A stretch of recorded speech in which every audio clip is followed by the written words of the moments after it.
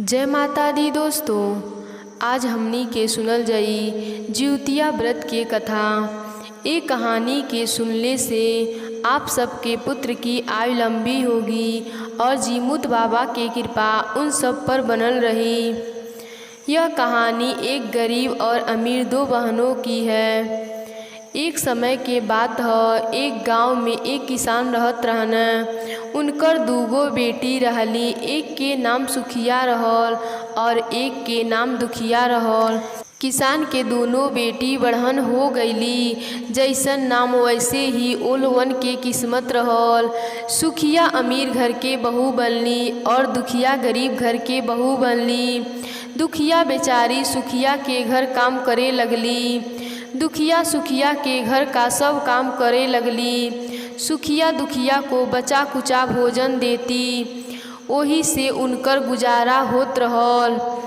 एक बार दोनों जने माँ बने वाली रहली। दोनों जने दो दो पुत्र के जन्म देहली। एक बार जितिया के व्रत आइल। दोनों बहन मिल के जितिया के व्रत कैली। जितिया व्रत के दिन दुखिया सुखिया के घर काम करे गईली। उनके वहाँ चावल के खुद्दी और साग के डंडी मिलल। उ लेकर घर अइली और ओके घर लाके बनौली। अपने खैली और अपने बच्चन के खिलौली। खा पी के सो गईली। आधा रात में एक बूढ़ी माई अइली और उनकर दरवाजा खटखटावत रहली। तब दुखिया पूछली कि के है। तब बूढ़ी माई बोला तड़ी, बेटी हम हई। तब दुखिया उठकर दरवाजा खोलली, देख तड़ी कि एगो बूढ़ी माई हई। तब दुखिया पूछली कि अम्मा आपके का चाही, इतना रात में आप काहे आइल बानी, आपके का चाही। तब बूढ़ी माई बोला तड़ी, बेटी हमके बहुत तेज भूख लगल बा। तब दुखिया बोला तड़ी, आई माई अंदर आई, हम तो बहुत गरीब हई। आज हम खुद्दी के चावल और डंडी के साग बनौले बानी, आप खाइब। तब बूढ़ी अम्मा बोली, हाँ बेटी उहे खिला दो, हमके तो बहुत तेज के भूख लगल बा। दुखिया अंदर से खुद्दी के चावल और डंडल के साग लाकर बूढ़ी माई के खाए के दे देहली। फिर बूढ़ी माई बोला तड़ी, बेटी हमके दिखाई ना देला और इतना रात हो गईल बा, हम घर कैसे जाई। तब दुखिया कहली कि बूढ़ी माई कौनो बात ना, आप यहीं पर सो जाई, सुबह होई त आप अपने घर चल जाई। बूढ़ी माई वहीं पर सो गईली। कुछ देर बाद बूढ़ी माई उठली और बोलत ताड़ी, बेटी हमार पेट खराब हो गईल बा। दुखिया बोली, बूढ़ी माई इतना रात के आप कहाँ जाई, आप यहीं कोने में कर ली, हम सुबह साफ कर दे। तब बूढ़ी माई कहली, ठीक बा बेटी। बूढ़ी माई फिर बोलत तड़ी, बेटी भर भर करी या छरछर करी। अब तो दुखिया नींद में रहली। उ बोलत तड़ी, माई भर भर कर दी, हम सुबह साफ कर दे। बूढ़ी माई कहत तड़ी, ठीक बा बेटी।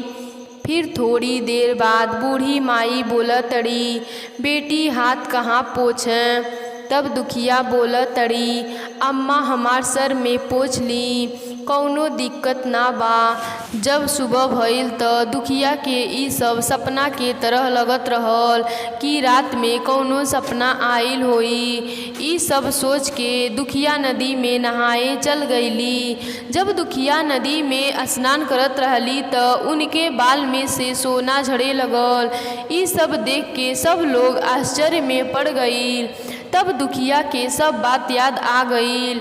फिर दुखिया दौड़त के भागत के अपने घर अइली और अपने घर के जब दरवाजा खोलली तो देखली कि उनके घर में हर कोना में सोना के ढेर लगल बा। दुखिया ई सब देख के बहुत खुश भइली और कहतड़ी कि ई सब जीमूत वाहन बाबा के कृपा है।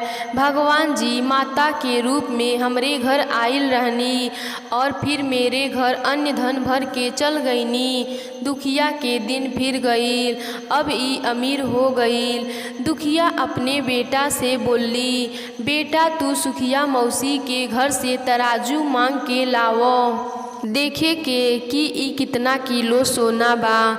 बेटा दौड़त के सुखिया के घर गईने और बोलने, मौसी माँ तराजू मंगली है। सुखिया कह तड़ी का नापे के बा।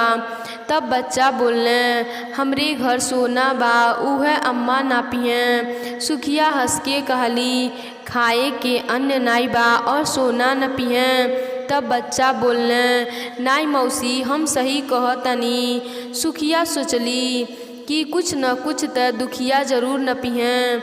ए लिए ऊ तराजू के पीछे लट्ठा लगा देहली कि कुछ भी नपियन त एमन सट जाई और हमके पता चल जाई।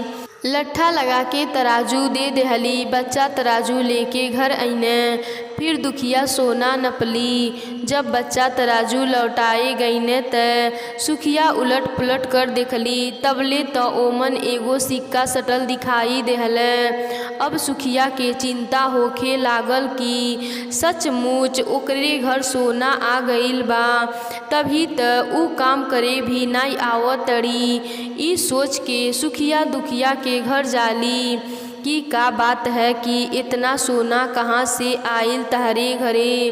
तब दुखिया सारा बात बतौली कि तुम्हारे घर से जो खुद्दी का चावल लाई लहनी और डंडल के साग लाई लहनी, उह बनौले रहनी। और आधा रात में एगो बूढ़ी माई अइली और उह खाए के मंगली, त हम उह खाए के दे देहनी और सोए के लिए बिस्तर दे देहनी। रात में उनकर पेट खराब हो गईल त ऊ बोली, छरछर करी या भड़भड़ करी। हम कह देहनी कि भड़भड़ कर ली। दुखिया सब बात सुखिया के बता देहली। अब इतना बात सुन के सुखिया के मन में लालच आ गईल। अब ऊ भी अगले जिउतिया के व्रत के इंतजार कैली। जब अगले साल के जिउतिया व्रत आइल त खुद्दी के चावल और डंडल के साग बनौली और खा पी कर सो गईली। उसके बाद घर में रात में बूढ़ी माई अइली, दरवाजा खटखटौली। सुखिया के तो पहले से ही इंतजार रहल। सुखिया ने जल्दी से दरवाजा खोली और जो खाना बनौले रहली ऊ बूढ़ी माई के आगे लाकर रख देहली और सोए चल गईली। फिर बूढ़ी माई बोली, बेटी मैं अपने घर नहीं जा सकती हूँ, हमके दिखाई नाई देला। तब सुखिया बोली, कौनो बात ना माई, आप यहीं पर सो जाई। सुखिया सुला देहली और अपने भी झूठ मूठ के सो गईली। थोड़ी देर बाद बूढ़ी माई बोली कि बेटी हमार पेट खराब हो गईल बा, हम इतना रात के कहाँ जाई। सुखिया तो पहले से ही तैयार रहली और कहली, माँ यहीं पे कोने में कर ली, हम सुबह साफ कर देव। ओकरे बाद बूढ़ी माई कहली कि बेटी हम छरछर करी या भड़भड़ करी।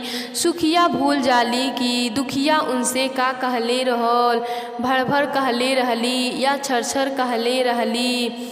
अब सुखिया बोली कि माई तू छरछर कर ल। अब बूढ़ी माई बोली, ठीक बा बेटी। फिर थोड़ी देर बाद बोलत तड़ी कि बेटी हाथ कहाँ पोछूं। सुखिया बोली, माई मेरे माथे में पोछ ली। तब बूढ़ी माई बोली, ठीक बा बेटी, और हाथ पोछ लेहली। जब सुबह होता और सुखिया खुशी से उठ ताड़ी कि मेरे घर में भी सोना भर गया होगा। ऊ देखो ताड़ी कि पूरा घर में गंदगी से भर गईल बा, यहाँ तक कि उनकर बाल भी गंदगी से भर गईल बा। ई देख के सुखिया बहुत दुखी होली और उनके बहुत गुस्सा आवेला। ऊ अपने बहन के बुलावेली और कहेली, तू हमसे झूठ बोललू हऊ, अपने घर में सोना भरवा लेहलू और हमरे घर में गंदगी भरवा देहलू। तब दुखिया बोलेली, तू माई से का कहलू, छरछर कहलू या भड़भड़ कहलू। तब सुखिया बोले ली हम त छरछर कहनी। तब दुखिया बोले ली यहीं पर त तू गलती कैलू, ई सब त भगवान के माया है। काहे कि तुम्हारे घर त सब कुछ भरल रहल, हमरे घर त कुछ भी ना रहल, सिर्फ खुद्दी के चावल और डंडल के साग रहल। हम उहे बनौले रहनी, लेकिन तहरे पास त सब कुछ रहल और ताके पहले से पता भी रहल कि भगवान जी तहरे घरे आवे आला बाने, फिर भी तू अच्छा अच्छा खाना ना बनौलू। अरे ताके त अच्छा अच्छा खाना बनावे के चाही, पर तू लालच में उनकर खुद्दी के चावल और डंडल के साग खिलौलू। यही के फल है कि तहरे घर में गंदगी फैल गईल बा। इतना सुन के सुखिया रोवे लगली और जीमुतवाहन बाबा से क्षमा मांगे लगली। जीमुतवाहन बाबा ने अपन माया समेट लेहनी और उनकर घर साफ कर देहनी।